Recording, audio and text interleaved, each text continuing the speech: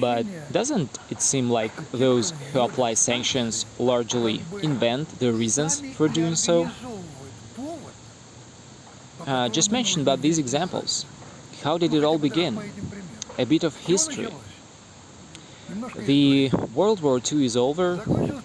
On June 5, 1937, U.S. Secretary of State George Marshall put up a plan to aid in rebuilding the broken Europe.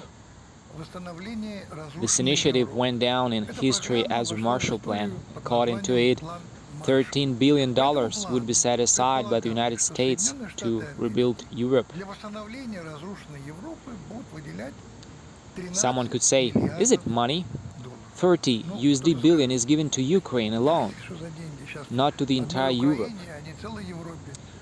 But USD 13 billion in 1937 is equivalent to USD 168.5 billion in today's currency. Admit, it's a significant amount. This money was allotted for industrial purposes, agricultural products, economic recovery, etc.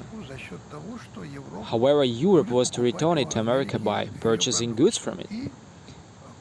Additionally, it was stipulated that the funds would only be given to nations that would not allow communists to their governments. As you can see, this wasn't an altogether altruistic gesture on the part of the United States towards Europe.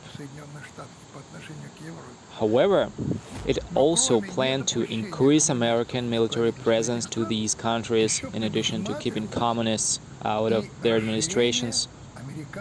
In my opinion, it was a perfect colonial plan from 1937 to the present. Look at how drastically Europe has lost its independence over the years. The Marshall Plan succeeded in its mission of transforming Europe into a colony.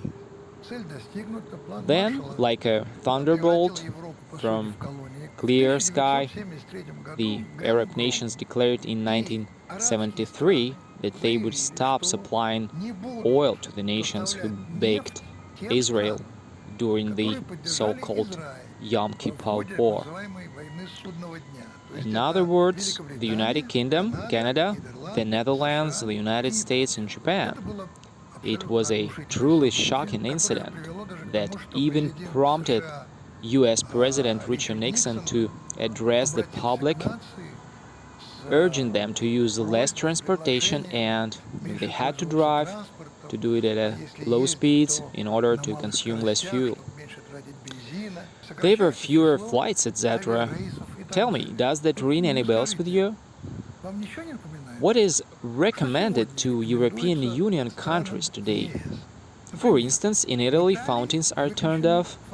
In the country where summer temperatures can reach 30 to 40 degrees, turning on the air conditioner carries a €500 fine. You can get your hair washed twice at the salon, you have to change to a bicycle, do laundry at night, take fewer showers, and taking a bath is not an option.